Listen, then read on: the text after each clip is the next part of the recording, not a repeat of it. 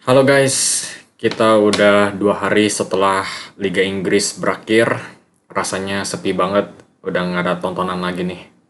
Tapi tenang aja, kita masih menunggu FA Cup Final dan juga Champions League buat kalian yang tertarik dengan sepak bola Eropa dan juga Euro 2024. Tapi memang nggak ada yang seseru Liga Inggris sih menurut gue. Menurut gue, Liga Inggris itu dibandingin sama kompetisi-kompetisi lain, memang paling kompetitif. Siapa yang juara, prestisinya itu paling luar biasa banget. Karena mereka harus konsisten, harus bisa ngatur manajemen squadnya itu sampai 38 laga. Itu benar-benar menguras mental, fisik, dan sebagai-bagainya deh. Tapi ya hari ini gue masih mau ngomongin satu tim sih yang bener-bener menarik perhatian gue, yaitu Chelsea.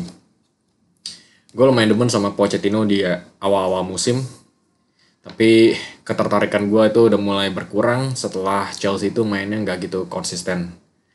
Dan mungkin gue nggak begitu mengcover Chelsea terlalu banyak ya sepanjang musim ini, karena memang masih belum ada polanya gitu yang bisa dilihat. Arahnya Chelsea itu masih belum jelas, banyak cedera, akal-akalnya Pochettino masih belum jelas maunya ngapain. Pokoknya nggak seru deh nontonin Chelsea. Jadi memang gue ada sedikit merasa kurang tertarik aja mengcover Chelsea. Begitu. Tapi belakangan ini dalam 5 pertandingan terakhir Chelsea ini menang semua. Chelsea menang lawan Tottenham 2-0, lawan West Ham menang 5-0, lawan Nottingham Forest ini yang paling impresif sih, menang 3-2. Yang gue inget mereka melakukan comeback dari 2-1 jadi 3-2. Terus lawan Brighton 2-1, walaupun Reece James ini kena kartu merah, seharusnya ini Chelsea dapat clean sheet sih. Terus yang terakhir lawan Bournemouth, bukan lawan yang mudah. Nanti kita bakal diskusin lagi. Mereka masih bisa menang 2-1. Jadi dari 5 pertandingan terakhir, Chelsea lagi naik daun abis. Dan bisa kelihatan perbedaannya pemain-pemain yang baru selesai dari cedera ya. Kayak Nkunku, Reece James, terus ada Ugo Cuku lah, atau Malo Gusto lah.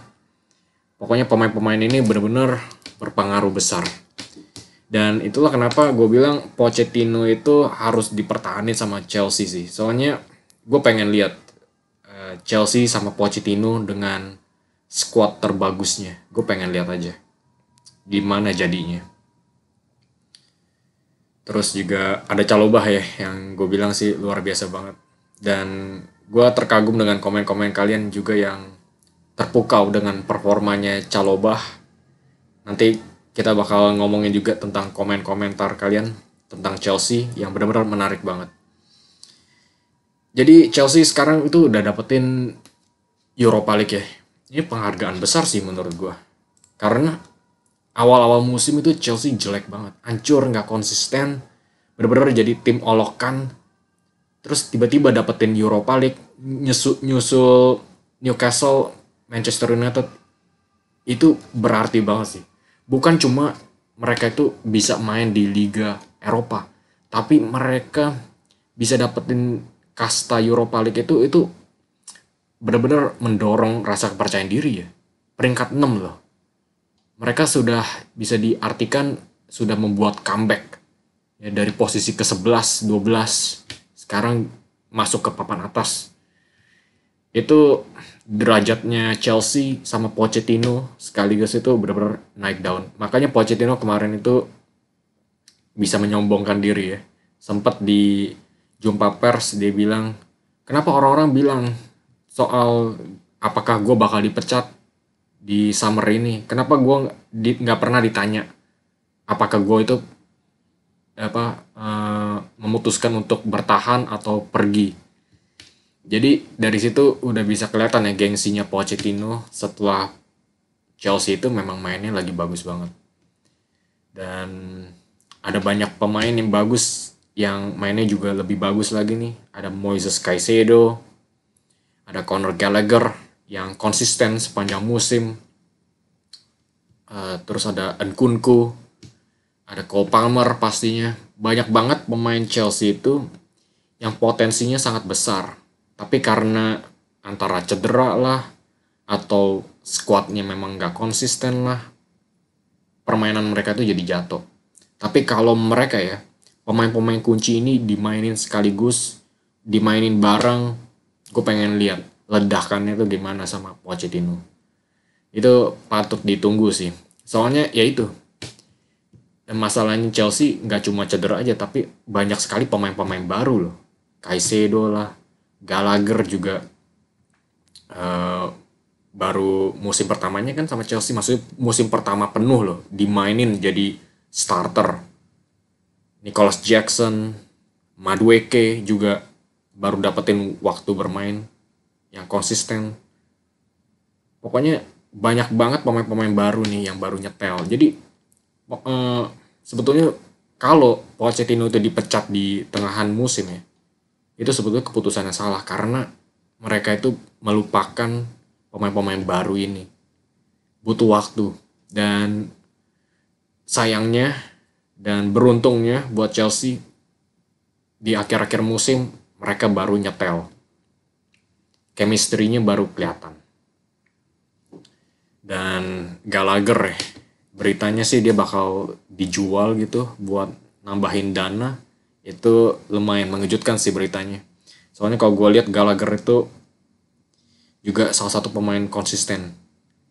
Di samping Caicedo, dia itu bisa bersih-bersihin lapangan. Gitu. Caicedo jadi, soalnya kalau ada Gallagher ya, ada satu komen sih yang bagus dari, nanti gue bakal ngomongin juga. Ada yang bilang Gallagher itu membantu Caicedo untuk bermain lebih ofensif. Bisa kelihatan umpan-umpan lambungnya. Kelihatan dribble-dribblenya itu karena di sampingnya ada Gallagher yang ngebantu defense. Begitu. Dan kalau nggak ada Caicedo dan Gallagher, nggak ada energinya dari kedua pemain ini, pemain kayak Palmer, Madueke, mereka itu nggak punya kedisiplinan gitu. Jadi pasti nggak ketolong kalau nggak ada Gallagher, Caicedo. Pemain-pemain penyerang ini benar-benar butuh pelapis-pelapis di belakangnya ini loh. Jadi kita langsung aja masuk ke komen-komen di bawah ya. Oh iya, gue mau ngomongin juga sih tentang apa nih, lawan Bournemouth ya. Gue lupa ngomongin Bournemouth. Jadi kemarin tuh menang 2-1 ya. Yang golin Caicedo, gol spektakuler, luar biasa banget. Keren sih Caicedo itu. Memang kelihatan dia itu rambutnya makin pirang, juga makin pede mainnya. Gak cuma dari nyapu-nyapu lapangan, tapi dari gaya bermain ofensifnya ya, jadi motor serangan dia itu cakep banget. Dan kemarin ditambahin 1 gol ya, bisa tendang dari jarak jauh gitu, itu mengartikan memang Caicedo itu memang lagi top form sekarang itu. Sayangnya ya musim udah harus berakhir ya. Coba kalau dimainin lagi Caicedo ini, kita baru bisa kelihatan Caicedo yang aslinya nih. Terus juga ada golnya Raheem Sterling juga yang belakangan ini juga udah mulai mencetak gol ya, lawan Nottingham Forest juga dapetin gol kunci. Sekarang lawan Bournemouth juga dapetin gol kunci alias gol kemenangan.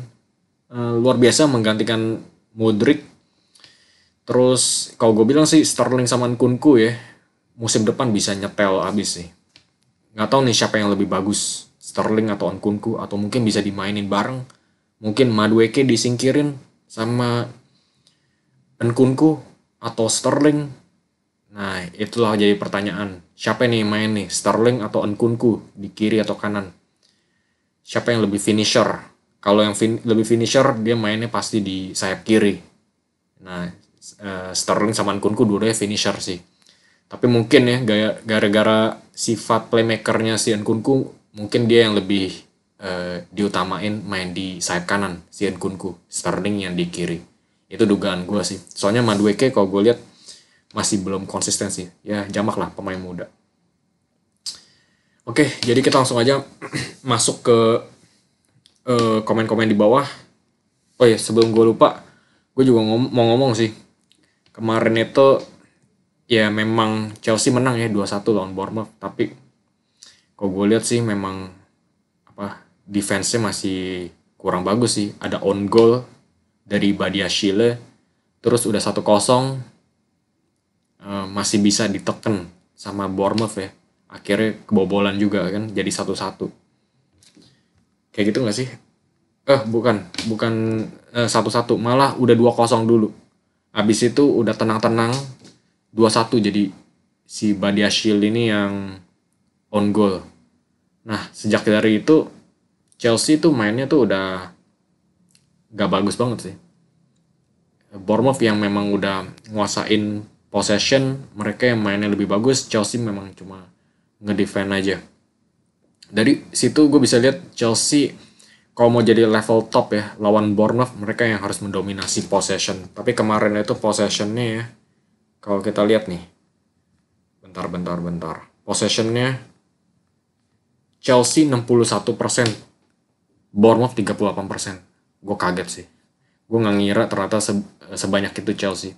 Tapi maksud gue mungkin bukan possession, tapi Bournemouth itu ketika mereka punya possession, penyerangan mereka itu lebih bagus. Makanya kesannya mereka yang dominasi possession. Tapi Chelsea dapetin 60%, mungkin tuh cuma main di belakang-belakang aja. Kalau gue lihat kalah sama Bournemouth mainnya kemarin itu. Jumlah tembakannya pun Chelsea cuma 16, Bournemouth 22. Serangannya memang Bournemouth tuh lebih menusuk. Jadi kalau gue bilang Chelsea kalau mau jadi tim top ya, kayak Arsenal gitu ya, mereka harus bisa mendominasi tim kayak Bournemouth. Mereka harus cari cara untuk mengambil alih. Karena kalau kemarin itu mereka nggak bisa ambil alih arus permainan, Bournemouth bisa aja nyamain kedudukan jadi 2-2. Untung aja kemarin kan Solanke di menit-menit terakhir itu tembakannya meleset di depan gawang lagi. Untung banget buat Chelsea itu. Karena ya itu Chelsea defense-nya masih kurang bagus ya, masih bisa diserang. Jadi kira-kira begitu aja sih ya, 2-1. Memang hasil yang bagus buat Chelsea, tapi dari gaya bermainnya Chelsea, mereka udah punya pemain-pemain top, mereka harusnya bermain juga seperti pemain klub top gitu. Harus bisa mendominasi, lebih otoriter gitu loh. Tapi itu kita langsung aja masuk ke komen pertama nih. Dari Bapak Engkut 08 Engkut 21. Engkutnya 2 kali. Terima kasih Pak atas komennya. Kalau bahas Chelsea jadi semangat nontonnya. Ya, maaf banget nih kalau gue bahas Chelsea-nya nggak terlalu banyak ya musim ini. Awal-awal musim lumayan. Tapi setelah Chelsea itu mainnya nggak begitu konsisten, gue kadang kalau misalnya mau ngomongin video ya, gue harus ngomongin atau ada alur ceritanya gitu, lebih seru. Tapi kalau ngomongin Chelsea, gue kadang bingung. Minggu pertama bisa menang, minggu kedua bisa kalah, minggu depan bisa seri. Arahnya itu apa gitu loh. Formnya nggak jelas. Jadi kalau ngomongin di Chelsea, gue kadang bingung. Harus ada cerita gitu dari awal ke ujungnya. Tapi kalau Chelsea nggak ketemu awal sama ujungnya. Itu aja. Tapi kenapa di akhir-akhir musim gue lebih ngebahas Chelsea itu karena udah mulai kelihatan performanya. Chelsea itu arahnya kemana, semangatnya kemana, gue bisa ngomongin baliknya pemain-pemain yang baru selesai cedera gitu. Di komen kedua, Vega Ibrahim 3714. Calobah jam terbang udah tinggi, gak diragukan lagi. Pemain warisan Thomas Tuchel sering jadi andalan. Bahkan Chelsea waktu melawan Madrid, Calobah dipercayakan menjaga Vinicius. Ini salah satu komen yang gue suka banget. Soalnya menghargai kontribusinya Calobah ya. Memang Calobah itu kemarin keren banget sih. Di akhir-akhir musim, dia itu jadi salah satu yang jadi pondasi kuatnya Chelsea di belakang loh. Di sampingnya Badiashile. Dua-duanya nggak ada namanya kan, Badiashile sama Calobah. Tapi bisa jadi lebih kuat itu karena Calobah sih. Karena ada sisi kepemimpinannya Calobah ya. Bukan dari komunikasi tapi dari contoh gitu loh. Dia itu jadi contoh buat pemain-pemain di sekitarnya. pemain warisan Thomas Tuchel sering jadi andalan. Bahkan Chelsea waktu lawan Madrid dipercayakan menjaga Vinicius. Gue agak lupa sih Madrid, tapi ada kesan sih kalau dia itu benar-benar mematikan Vinicius ya saat itu ya. Chalobah asli solid banget, gila. Apalagi kalau Fofana balik dari Hands 19. Ini gue juga suka nih, soalnya jadi mengingatkan gue ya kalau si Fofana itu juga sekarang masih cedera ya. Banyak banget center back bagus dari Chelsea. Cuma karena cedera. Itu aja sih masalahnya Chelsea, kenapa mereka jelek banget musim ini. Karena banyak sekali pemain cedera. Bayangin aja kalau ada Chalobah sama Fofana seperti Hands 19 bilang. Bisa keren banget. Fofana bagus banget di Leicester. Pegang bolanya juga tenang. Terus juga antisipasinya tuh cakep banget. Dia tuh bisa kayak lawan kasih through ball ke belakang gitu ya. Antisipasinya itu cakep. Kayak ngalangin bola itu dia bagus banget. Jadi benar-benar ditunggu nih. Gak cuma dari Fofana, Chalobah, Colwill, terus siapa lagi, Badiashile, bisa banyak begini ya. Ini bisa nambahin taktiknya Pochettino. Kalau diperluin lawan Man City atau lawan Arsenal, mereka bisa main back 3 gitu. 3 CB di belakang, Chalobah di kanan, tengahnya Fofana, kirinya Levi Colwill, kirinya Chilwell, kanannya Reece James. Keren banget sih. Itu bisa dipakai sih taktiknya si Tuchel. Kukurea baik juga posisi DMF. Caicedo jika sama Enzo kurang maksimal. Semua kontrol di Enzo. Tapi jika sendiri dengan Gallagher sebagai repeater ternyata sangat luar biasa. Dari Pak Zeta Ridwan 1733. Keren banget komennya Pak. Bener banget Kukurea baik banget main jadi DMF. Gue kaget dia mainnya bagus banget. Memang ada warisan dari Brighton nih. Pemain-pemain Brighton CB-nya itu memang back-backnya itu memang bisa nahan bola gitu. Jadi buat main inverted fullback Cucurella itu cocok banget. Ini juga lumayan bagus nih pengamatannya. Caicedo jika sama Enzo kurang maksimal. Semua kontrol di Enzo. Iya bisa dibilang gitu ya. Ketika ada Caicedo tuh jadi tameng. Enzo yang sama Gallagher lebih mainnya maju. Tapi Enzo dikeluarin, Gallagher sama si Caicedo ini kombinasinya lebih bagus kayaknya. Karena Caicedo tuh bisa menampilkan gaya ofensifnya dia. Dari Dibalor 2906. Chalobah gila kayak gitu. Tahun kemarin mau dijual. Chalobah layak menggantikan Thiago, tenang bet. Dan sekarang tuh unik, dari zaman Tuchel Chelsea selalu main crossing dari samping. Tapi sedikit terlihat hasilnya dari pertandingan akhir-akhir ini tuh cara seperti itu lebih efektif. Dan kalau Caicedo emang keren sih. Terkadang kerasukan KDB anjay umpan-umpannya. Thank you Pak Dibalor. Ini Dybala kerak telur kali ya. Sorry nggak lucu. Chalobah gila kayak gitu, tahun kemarin mau dijual. Iya kan, gue sebetulnya pas lagi diisuin Chalobah mau dijual, ini Chelsea udah hilang kewarasannya layak menggantikan Thiago, tenang bet, benar. Sekarang tuh unik, dari zaman Tuchel Chelsea selalu main-main crossing dari samping. Iya main wingback ya Tuchel. Tapi pertandingan terakhir ini tuh cara seperti itu lebih efektif. Dan kalau Caicedo emang keren sih, terkadang kerasukan KDB. Iya, kalau gue lihat memang Caicedo tuh main jadi pivot ya, bagus banget dia. Susah diambil bolanya, terus kalau udah dapet ruang dia itu bisa langsung umpan lambung coy, keren. File football. Coba dari awal season Nkunku udah main, bisa jadi Chelsea 4 besar. Gak cuma Nkunku, kalau semua pemain topnya Chelsea main ya, keluar semua Nkunku, Chalobah, Reece James, Chilwell, Levi Colwill, Nkunku, Jackson, Romeo Lavia. Kalau ini semua main, gue bilang mereka bisa nyusul Tottenham. Kemarin sama beda Tottenham berapa poin? Cuma 3 poin doang, ya kan? Itu gue bilang udah kesusul sama Chelsea. Sama Aston Villa, mungkin bisa bersaing dengan Aston Villa. Mungkin belum sampai 4 besar, tapi mungkin udah nempel sama Aston Villa. Oke guys, jadi kira-kira begitu pembahasan kita tentang Chelsea hari ini. Dan ya, patut ditunggu sih Chelsea tahun depan ya, ketika pemain-pemain kunci ini udah mulai baik main bareng lagi. Oke guys, jadi kalau kalian enjoy seperti biasa, jangan ragu-ragu, langsung klik like dan subscribe. Dan juga kasih komen-komen di bawah, nanti gue bakal bahas-bahas satu persatu. Gue carinya sih komen-komen yang lebih menarik aja ya, yang lebih menarik perhatian gue gitu. Kalau gue bahas satu-satu kayaknya bisa berjam-jam. Oke, jadi terima kasih buat komen-komen kalian, dan harapnya makin mengalir komen-komen dari kalian. Jadi sampai di sana aja video hari ini. Terima kasih sudah menyaksikan. Sampai jumpa di video selanjutnya.